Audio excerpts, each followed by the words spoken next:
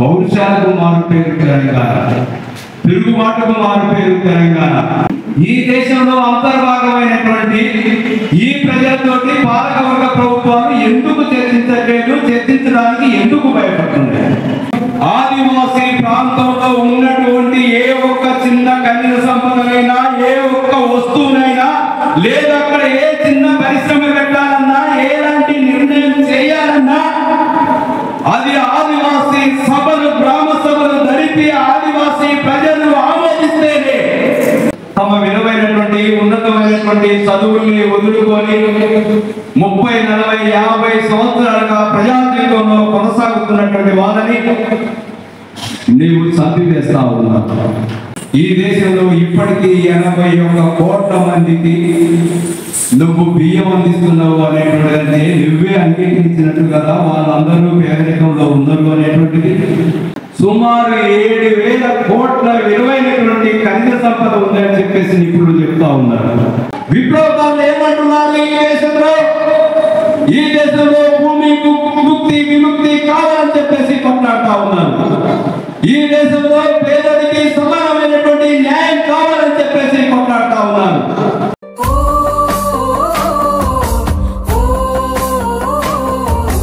ఒకనాడు తెలంగాణ ప్రాంతంలో అరుణోదయ కళాకారులు ఒక పాట ఎప్పుడూ పాడుతూ ఉంది. పుట్ట పక్కన శవం ఉన్నదంటే గుండెలలో గుబురాయన. అంతేకాకుండా కన్నా కోరుకున్న గుర్తులు, కాలు కింది పుట్టు మచ్చలు, కన్నా కొడుకుల గుర్తులు తెలిపాయని చెప్పేసి ఆనాడు పాడుతుంది. నేను అదే పరిస్థితి, శవాలను కూడా గుర్తుపట్టలేనటువంటి పద్ధతులు ప్రజలని, ఆదివాసులని, విప్లవకారులని ఈ పాలకవర్గ ప్రభుత్వాలు కాల్చివేసి, చంపివేసి శవాలను కూడా గుర్తుపట్టలేనటువంటి స్థితికి తీసుకువస్తున్నటువంటి స్థితిని మనం చూస్తా ఉన్నాం. ఎందుకు ఈ పరిస్థితి? దేనికి ఈ పరిస్థితి ఏర్పడతా ఉంది? ఇవాళ ఈ దేశంలో సుమారు 10 కోట్ల మంది ఉన్నటువంటి ఆదివాసులు చేసినటువంటి నేరమేమి? ప్రకృతి సహజ సిద్ధంగా ఉన్నటువంటి, ప్రకృతి సహజ సిద్ధంగా ఏర్పడినటువంటి వనరులు ఏవైతే ఉన్నాయో ఆ వనరుల మీద హక్కు ఎవరిది? ఆ వనరుల మీద హక్కు ఆదివాసులదా, ఈ పాలకవర్గ ప్రభుత్వాలదా? ఎవరి మీద దౌర్జన్యం చేస్తా ఉన్నారు? ఎవరి సంపదను కొనగొట్టడానికి ప్రయత్నం చేస్తా ఉన్నారు? ఎవరు దోపిడీదారులు? ఎవరు ప్రజల్ని ఇబ్బందులకు గురి చేస్తున్నటువంటి వాళ్ళు? ఎవరు ప్రజల పక్షాన నిలబడుతున్నటువంటి వాళ్ళు? ఎవరు ప్రజాద్రోహులు? ఈ ప్రశ్నకు సమాధానం వెతకాల్సింది. ఇవాళ ఈ దేశంలో అమాయకమైనటువంటి మానవ సమాజంలో ఉన్నటువంటి జాతులలో అమాయకమైనటువంటి జాతి ఆదివాసీ జాతి. ఆదివాసీ జాతికి అడవికి విడదీయాలన్నటువంటి సంబంధం ఉన్నారు. కొన్ని వేల సంవత్సరాల నుంచి ఆదివాసీలు అడవిని నమ్ముకొని ప్రేమిస్తూ అడవిలో వాళ్ళ జీవితాన్ని స్వేచ్ఛగా కొనసాగిస్తున్నటువంటి పరిస్థితి ఉంది. పచ్చని పల్లెల మీద రక్తపు టేరులు మారుతున్నటువంటి వాళ్ళు ఆలోచించాల్సింది.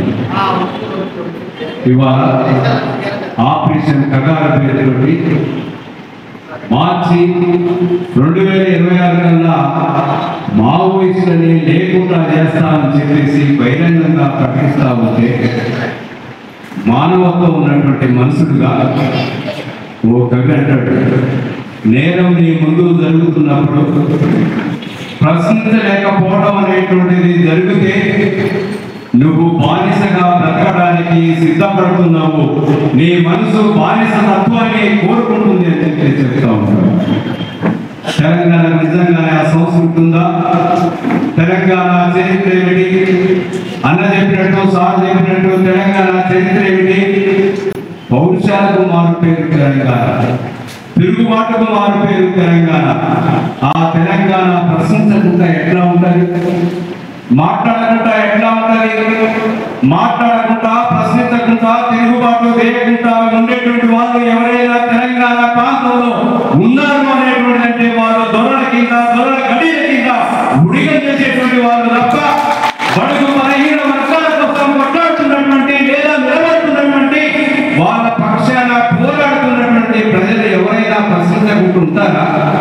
ఉండటం అనేటువంటిది సాధ్యమే కదా? అది సాధ్యం కాదు. ఇవాళ ప్రభుత్వాలు కనీసం రాజ్యాంగం కల్పించినటువంటి హక్కు ఏదైతే ఉందో ఆ హక్కు ప్రకారం మాట్లాడుకునేటువంటి స్వేచ్ఛని కూడా క్రమక్రమంగా తెలంగాణ ప్రాంతంలో లేకుండా చేసేటువంటి ఒక కుట్రని అందుతా ఉంది కదా.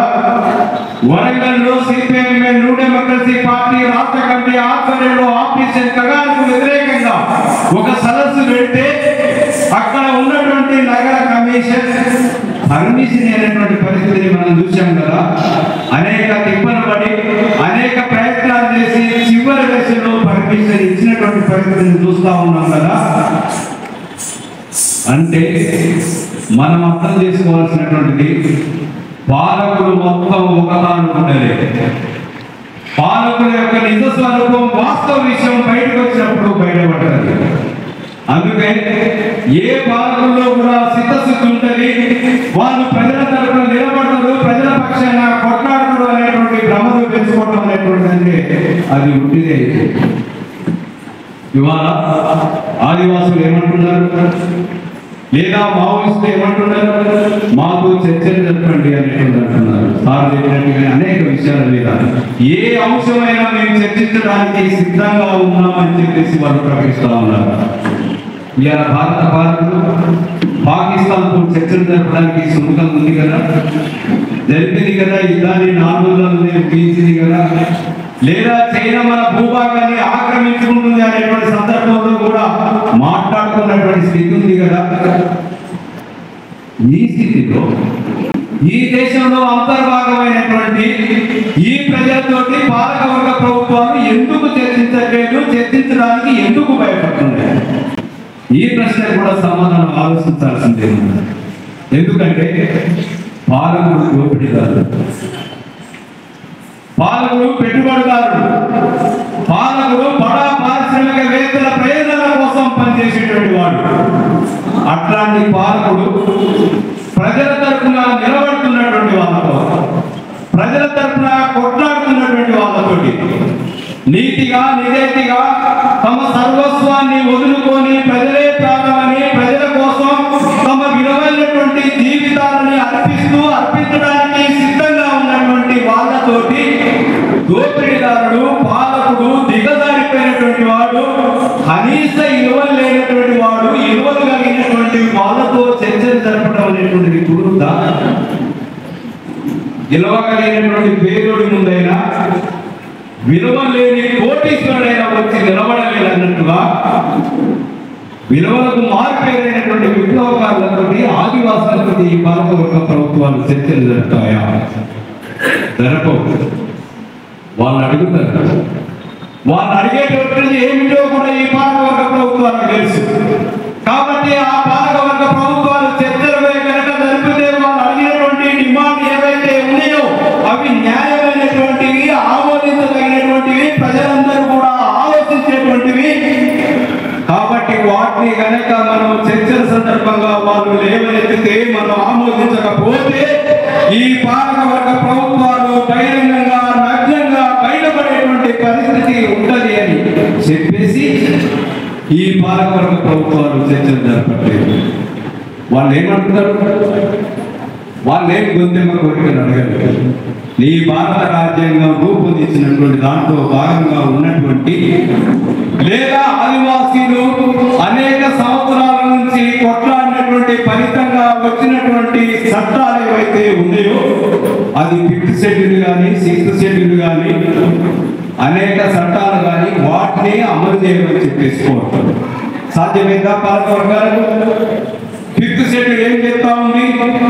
ఆదివాసీ ప్రాంతంలో ఉన్నటువంటి ఏ ఒక్క చిన్న ఖనిజ సంపదనైనా, ఏ ఒక్క వస్తువునైనా, లేదా అక్కడ ఏ చిన్న పరిశ్రమ పెట్టాలన్నా, ఎలాంటి నిర్ణయం చేయాలన్నా అది ఆదివాసీ సభలు, గ్రామ సభలు జరిపి ఆదివాసీ ప్రజలు ఆమోదిస్తేనే, ఆదివాసీ ప్రజలు ఆమోదిస్తే తప్ప ఆదివాసీ ప్రజలు వ్యతిరేకిస్తే ఒక్క చిన్న కర్ణపుడని కూడా తీసుకోవడానికి వీల్లేదని చెప్పి నీవు ఆమోదించినటువంటి నీ చట్టాలే చెప్తున్నాయి కాబట్టి నీ చట్టాలనే అమలు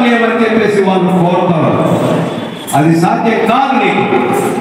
ఎందుకు సాధ్యం కాదంటే ఈ దేశంలో బడా పారిశ్రామికవేత్తల కనుసన్నలో కొనసాగుతున్నటువంటిది మీ ప్రభుత్వం. కాబట్టి వాళ్ళకు కోపం వచ్చేటువంటి పరిస్థితి ఉండాలి.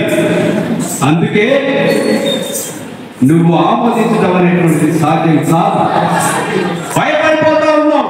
అందుకే చర్చలకు రానటువంటి పరిస్థితి ఉంది. భారత సమాజం మొత్తం కూడా చర్చలు జరపాలని చెప్పేసి కోరుతున్నాను. చర్చలకు రానటువంటి ఒక పరిస్థితి అందుకే దాపరిస్తున్నటువంటి పరిస్థితి ఉంది. ఆదివాసీ ప్రాంతంలో, ఛత్తీస్గఢ్ ప్రాంతంలో సుమారు 7,000 కోట్ల విలువైనటువంటి ఖనిజ సంపద ఉందని చెప్పేసి నిపుణులు చెప్తా ఉన్నారు. ఆ ఖనిజ సంపదకు కాపలా ఉన్నటువంటి వాళ్ళు ఆదివాసీలు. ఇవాళ ప్రజలంతా ఆలోచించాలి, సమాజం మొత్తం ఆలోచించాలి. అక్కడ జరుగుతున్నటువంటి యుద్ధం మాది కాదు, మాకు సంబంధం లేదు. అది ఆదివాసులకు లేదా మావోయిస్టులకు జరుగుతున్నటువంటి యుద్ధం. అది మనకే సంబంధం అని చెప్పేసి కొంతమంది ఆలోచిస్తా ఉన్నారు. అందుకే ప్రశ్నించలేకపోతా ఉన్నారు, రోడ్ల మీదకి రాలేకపోతా ఉన్నారు. కానీ వాస్తవ పరిస్థితి ఏమిటి? ఆ సంపద అంతా భారత సమాజం. ఆ సంపదని కాపాడితేనే పర్యావరణాన్ని కాపాడుకోవడం అనేటువంటిది జరుగుతుంది. పర్యావరణాన్ని కాపాడుకోవడం అనేటువంటిది జరిగితేనే మనిషి ఆరోగ్యంగా జీవించడం అనేటువంటిది జరుగుతుంది. ఆ పర్యావరణం కనుక అక్కడ దెబ్బతింటే మానవ మనుగడే ప్రశ్నార్థకంగా మారిపోయేటువంటి పరిస్థితి ఉంటుంది. ఆ పర్యావరణానికి మన జీవితానికి సంబంధం అనేటువంటిది ఉంది. అది మన సంపద. ఇవాళ ఒక వ్యవసాయం చేస్తున్నటువంటి రైతు ఎక్కడో ఒక 10 ఎకరాలు కొనుక్కొని అక్కడ 2 మనుషుల్ని కాపలా పెట్టి హైదరాబాద్ లో ఉద్యోగం చేసుకుంటాడు, చూస్తా ఉన్నాం. అక్కడ కాపలా ఉన్నటువంటి మనుషుల మీద దాడి జరిగితే హైదరాబాద్ లో ఉన్నటువంటి రైతు ఊకుంటాడా? ఎవరైనా ఆలోచించండి. ఊకోవడం అనేటువంటి కుదురుద్దా? కుదరదు. అదే పద్ధతిలో మన సంపదకు ఆదివాసులు అక్కడ కాపలా ఉంటా ఉన్నారు. మన మనుగడని కొనసాగించడానికి కావలసినటువంటి పర్యావరణం ఏదైతే ఉందో, మన భవిష్యత్ తరాలకు కావలసినటువంటి ఆదాయ వనరైనటువంటి ఖనిజ సంపద ఏదైతే ఉందో, ఆ ఖనిజ సంపదని, భవిష్యత్ తరాలకు ఖనిజ సంపదని, మన మానవ జీవిత మనుగడకి సంబంధించినటువంటి పర్యావరణాన్ని ఈ రెండింటినీ కాపాడేటువంటి వాళ్ళు ఆదివాసీలు. వాళ్ళు మన కోసం రక్షణగా నిలబడ్డారు. వాళ్ళని చంపుతా ఉంటే చూస్తూ ఊరుకుందామా? ఆ రైతు ఎట్లయితే ఊరుకోడో మనం కూడా అదే పద్ధతిలో స్పందించాల్సినటువంటి అవసరం ఉన్నది కదా. అందుకనే మిత్రులను ఆలోచించండి. బీజేపీ ప్రభుత్వం అధికారంలోకి వచ్చిన తర్వాత ఈ దేశం ప్రపంచంలో 4వ స్థానంలో ఉందని చెప్పేసి బ్రహ్మాండమైనటువంటి గొప్పలు చెప్తా ఉంటాం. కానీ వాస్తవ విషయాన్ని భవ్య ప్రపంచానికి చెప్పడానికి నిరాకరిస్తున్నటువంటి పరిస్థితి. సార్ చెప్పినట్టుగా ఈ దేశంలో ఇప్పటికీ 81 కోట్ల మందికి నువ్వు బియ్యం అందిస్తున్నావు అనేటువంటిదంటే నువ్వే అంగీకరించినట్టు కదా. వాళ్ళందరూ పేదరికంలో ఉన్నారు అనేటువంటిది. ఈ దేశంలో 121 దేశాలని తీసుకుంటే అందులో 107వ స్థానంలో భారతదేశం ఆఖరితో అలమటిస్తుంది అని చెప్పేసి చరిత్రే చెప్తుంది కదా. మరోవైపు 36 దేశాలని కనుక తీసుకుంటే 36 దేశాలలో ఆకలి చావులతో అలమటిస్తున్నటువంటి 36 దేశాలలో భారతదేశం కూడా ఉంది అని చెప్పేసి మరోవైపు లెక్కలు చెప్తా ఉన్నాయి కదా. నిమిషానికి 11 మంది ఆకలితో అలమటిస్తూ తమ విలువైనటువంటి ప్రాణాలని పోగొట్టుకుంటున్నారు అని చెప్పేసి మరోవైపు లెక్కలు చెప్తా ఉన్నాయి కదా. రోజుకు 4,500 మంది పౌష్టిక ఆహారం దొరకక పిల్లలు తమ విలువైనటువంటి ప్రాణాలని చిన్నతనంలోనే పౌష్టిక ఆహారం దొరకక వాళ్ళ ప్రాణాలని పోగొట్టుకుంటున్నారు అనేటువంటిది లెక్కలు చెప్తా ఉన్నాయి కదా. ఏది అభివృద్ధి? అభివృద్ధి అంటే ఎట్లుండాలి? మొత్తం 57% సంపద 20 మంది దగ్గర, ధనవంతుల దగ్గర పోగై ఉంటేనే అభివృద్ధి. 10% సంపద ఒక్కరి దగ్గరనే పోగై ఉంటే అభివృద్ధి. ఏది అభివృద్ధి? ఎట్లాంటిది అభివృద్ధి? ఇవాళ రైతులు తమ విలువైనటువంటి పంటలు పండించేటువంటి సందర్భంలో అతివృష్టితోటో అనావృష్టితోటో ఆ పంటను పండకపోతే వాళ్ళు తీసుకున్నటువంటి రుణాలని మాఫీ చేయమని చెప్పేసి రైతాంగం గగ్గోలు పెడతా ఉంటే, వాళ్ళు తీసుకున్నటువంటి రుణాలని మాఫీ చేయకుండా పెట్టుబడిదారులకు వేలాది కోట్ల రూపాయలని మాఫీ చేయడం అనేటువంటిది అభివృద్ధి. ఆదానికి సుమారు 5 లక్షల కోట్ల చిల్లర రుణాలని మాఫీ చేయడం అనేటువంటిది అభివృద్ధి. పెట్టుబడిదారులకు సుమారు 9 లక్షల వేల కోట్ల రూపాయలని మాఫీ చేయడం అనేటువంటిది అభివృద్ధి. కరోనా కాలంలో భారత ప్రజలు ఆహారం దొరకక అలవాటిస్తూ చనిపోయినటువంటి పరిస్థితి ఒకవైపు ఉంటే, నీ ప్రాణమిత్రుడైనటువంటి ఆదాయ ఆస్తిని 174% పెంచడం అనేటువంటిది అభివృద్ధి. అంబానీ ఆస్తి 24% పెంచడం అనేటువంటిది అభివృద్ధి. అంబానీ ఒక గంటకు సంపాదించినటువంటి ఆదాయం అట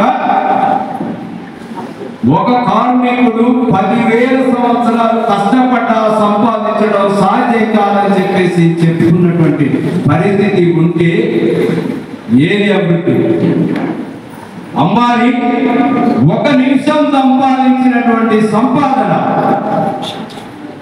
ఒక మనిషి 3 సంవత్సరాలలో కూడా సంపాదించడం సాధ్యం కాదని చెప్పేసి లెక్కలు చెప్తున్నాయి. ఏది అభివృద్ధి? ఎప్పటిది అభివృద్ధి? ఒకవైపు తినడానికి తిండి లేనటువంటి పరిస్థితి. అంబానీ తన కొడుకు పెళ్లి చేసినటువంటి సందర్భంలో పాల్గొన్నటువంటి పెద్ద కోటీశ్వరులకు మనిషికి 2 కోట్ల రూపాయల విలువైనటువంటి గడియారాన్ని ఇచ్చింది కదా, అది మన కళ్ళ ముందే స్పష్టంగా చూసాం కదా. మరోవైపు తినడానికి కూడా పిండి లేక రోజు కనీసం ఒక మనిషికి 26 రూపాయల ఆదాయం కూడా రానటువంటి దౌర్భాగ్యమైనటువంటి స్థితిలో ఈ దేశ ప్రజలు బ్రతుకుతున్నారు అని చెప్పేసి లెక్కలు మరోవైపు చెప్తా ఉన్నాయి కదా. ఇవాళ నీవు విదేశీ పర్యటనకు సుమారు 5,000 కోట్ల రూపాయలు ఖర్చు పెట్టామనేటువంటి లెక్కలు చెప్తా ఉన్నాయి కదా. గుజరాత్ లో వల్లభాయ్ పటేల్ విగ్రహాన్ని 3,000 కోట్ల రూపాయల ప్రజాధనాన్ని ఖర్చు పెట్టినాం అనేటువంటి లెక్కలు చెప్తున్నాయి కదా. రోజుకు నీ రక్షణ కోసం 1 కోటి రూపాయలు ఖర్చు పెట్టుకుంటున్నాం అనేటువంటి మరోవైపు లెక్కలు చెప్తున్నాయి కదా. సంవత్సరానికి 591 కోట్ల రూపాయలని నీ రక్షణ కోసమే ఖర్చు పెట్టుకుంటున్నాం అనేటువంటి లెక్కలు చెప్తున్నాయి కదా. నీ విదేశీ పర్యటనకు 5,000 కోట్ల రూపాయలు ఖర్చు అవుతున్నాయి అనేటువంటి లెక్కలు చెప్తా ఉన్నాయి కదా. ప్రజాధనాన్ని ఈ విధంగా విచ్చలవిడిగా ఖర్చు పెడుతూ, మరోవైపు ప్రజాధనాన్ని నీ ఇద్దరు స్నేహితులకు కట్టబెడుతూ ఈ దేశ అభివృద్ధి జరిగింది అనేటువంటి దాన్ని విప్లవకారులు అంగీకరించట్లేదు, ఆమోదించట్లేదు. అందుకే విప్లవకారులు ఏమంటున్నారు? ఈ దేశంలో భూమి ముక్తి విముక్తి కావాలని చెప్పేసి కొట్లాడుతా ఉన్నారు. ఈ దేశంలో పేదడికి సమానమైనటువంటి న్యాయం కావాలని చెప్పేసి కొట్లాడుతా ఉన్నారు. అందుకే విప్లవకారులను నేను కాల్చివేస్తా ఉన్నాను. ఇప్పటికీ ఆపరేషన్ కగారు పేరుతోటి 2024 జనవరిలో ప్రారంభమైనటువంటి 6 నెలల పసిపాపైనటువంటి సోడి మల్లి ఎన్కౌంటర్ తోటి 6 నెలల పసిపాప ఎన్కౌంటర్ తో ప్రారంభమైనటువంటి నీ ఆపరేషన్ కగార్ ఈనాటికి సుమారు 600 మంది పైచిని హత్య చేసింది. పూటకవి ఎన్కౌంటర్ల పేరుతో కాల్చి వేసింది. అందులో 600 మందిలో సుమారు 300 పైచిలకు అమాయక ఆదివాసీ ప్రజలే. ఏ మాత్రం కూడా పిలవనటువంటి అమాయక ఆదివాసీ ప్రజలు అందులో ఉన్నారు. ఇవాళ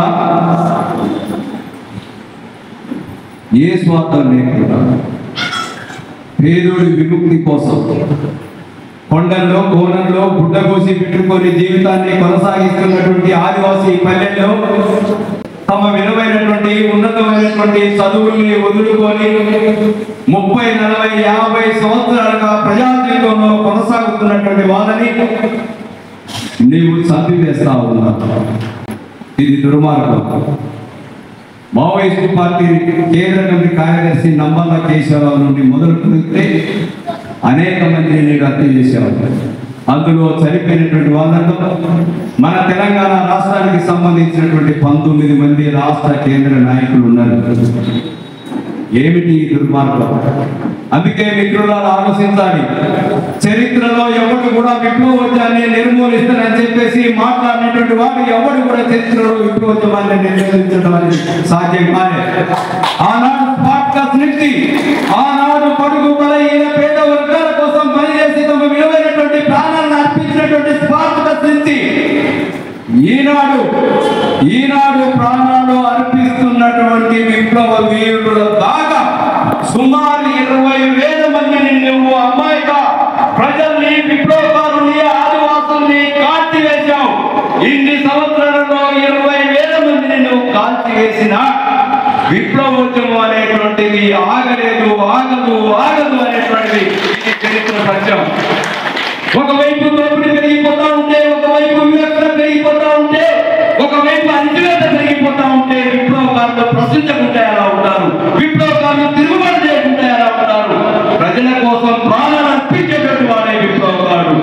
ఉంటే ప్రాణం, పోతే ప్రాణం, అది ప్రజల కోసమే ప్రాణం అని చెప్పేసి ఇవాళ ఆదివాసులు కొట్లాడుతున్నారు, మావోయిస్టులు కొట్లాడుతున్నారు. మీ ప్రాణం, మీ త్యాగం ఉన్నతమైనటువంటిది. అది ఇవ్వక మిత్రులు పాడినది హిమాలయ శిఖరాల కంటే ఉన్నతమైనటువంటిది. ఆకాశంలో సూర్యచంద్రుల్లో ఉన్నత కాలం మీ త్యాగాలు ఉంటాయి, మీ పోరాటాలు ఉంటాయి. ఆ పోరాటాల వారసత్వాన్ని ఎన్నుకొని ప్రయాణించడం అనేటువంటిది కొనసాగుతుంది తప్ప విప్లవకాన్ని నిర్మూలించడం అనేటువంటిది సాధ్యం కాదు. అట్లాంటి కళలు ఎవరికైనా అది వెలిబాబుల తల వేస్తారు తప్ప అది చరిత్రలో ఎక్కడ సాధ్యం కాదు, ఎప్పుడు సాధ్యం కాదు అని చెప్పేసి కోరుతూ ప్రశ్నించేటువంటి తత్వాన్ని అవలంబించుకోవాలని, ఆ వైపు నిలబడి